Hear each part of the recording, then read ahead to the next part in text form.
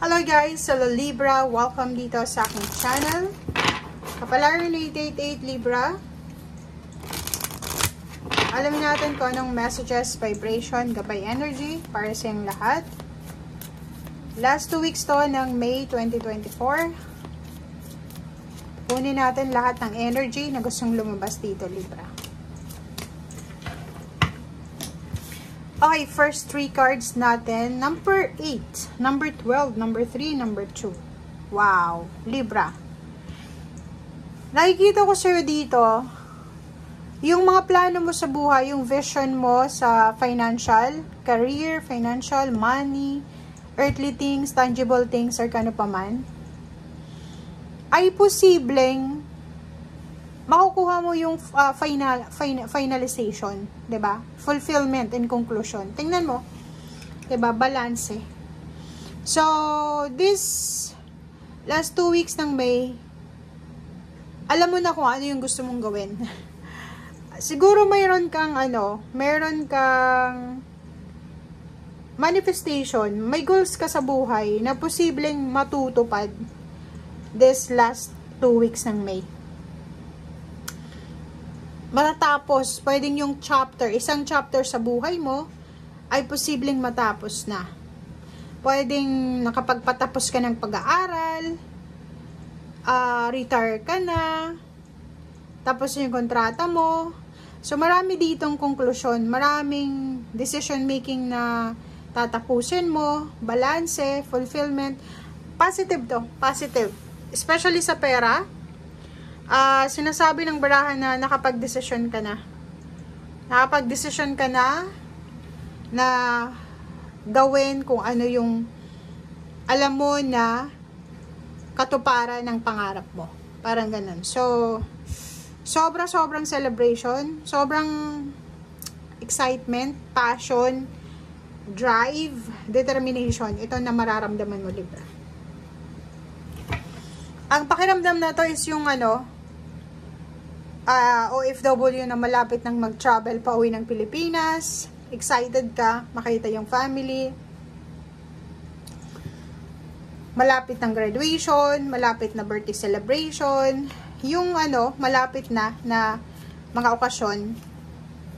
Mga positibong pagtatapos. Yun ang nakikita natin. Okay. Next deck natin is number 9 and number 17, which is 8. So, 88. Dalawa. Okay? So, sinasabi ng baraha sa'yo dito, diba? Isa confirmation, Libra. Double confirmation ng fulfillment to, Double fulfillment. So, lahat daw ng mga pagsisikap mo, pagod, sakripisyo, ay posibleng magdadala sa'yo ng napakalaking success. Okay? So, ma-appreciate mo yung mga pinaghirapan mo sa buong taon, sa ilang taon, or sa ilang dekada. Yun. Tingnan mo. I-screenshot mo na lang. Kahit hindi na tayo mag-draw ng card, diba? Sinasabi na yung pangarap mo ay posibleng matupad na. Tapos na yung mahihirap na sitwasyon sa buhay mo. Papasok ka na sa bagong estado ng buhay mo na makakahinga ka na ng maluwag. Parang, hi, tapos na yung obligation ko. Hi. Diba? Isang malaking tinik sa lalamunan mo ang mawawala. Mga mabibigat na mga pasanin ay posibleng mabawasan. Yun ang nakikita natin dito, Libra.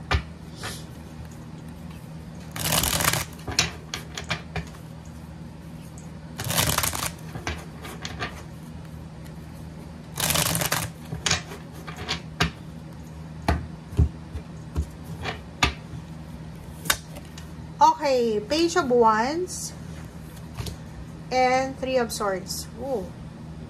So, etong 3 cards na to, so ang dami mong number 8. 8, 8, 8. So, sinasabi ng baraha sa'yo dito na, makakaalis ka na sa stagnation, makakaalis ka na sa restrictions, It's either relationship, it's either money, it's either job, it's either business, toxicity. Mababawasan yung obligasyon mo, mababawasan yung sama ng loob mo, mababawasan yung stress mo, yung depression, mababawasan yung paghihirap mo. Okay? And nararamdaman mo na magiging maayos, magiging stable yung takbo ng future mo. Parang yun ang nakikita natin. And yung mga pain and heartaches, yung mga sama ng loob, galit, hinanakit, ay posibleng maintindihan mo ngayon kung bakit nangyari yun. Diba? Okay, so dito naman, sinasabi na, may isang mabilis na balita, isang sikreto, revelation of truth, ang posibleng darating sa'yo. Diba? So, sikreto na posibleng matutuklasan mo, na matagal lang inililihim sa'yo. Parang ganun. So, isa confirmation dito sa 8 of Swords, 10 of Swords, and din dito, na sinasabi na tapos na yung mahihirap na sitwasyon sa buhay mo. Buhay emosyonal, financial, or kano pa man. And, andun ka na sa satisfaction, fulfillment, conclusion, magagandang pangyayari, success, lahat. Diba? Positivity, celebration. So, oras na ito para sa'yo na mag-celebrate. So, ang ganda ng baraha mo kasi last 2 weeks ng May, June, July, onwards, sobrang fulfillment ang mararamdaman mo. Hindi ka na malulungkot or hindi ka na masyadong mag-aalala. So, yan. Page of Swords. So, ang dami-daming good news dito. Napakaraming good news tungkol sa family life, relationship, celebration, ang dami-daming balita na pwedeng magdala sa'yo ng kaligayahan, ng saya, kaligayahan, pagmamahal, completion, fulfillment, or kano pa man. Yung mga obligations mo, wala na, matatapos na to.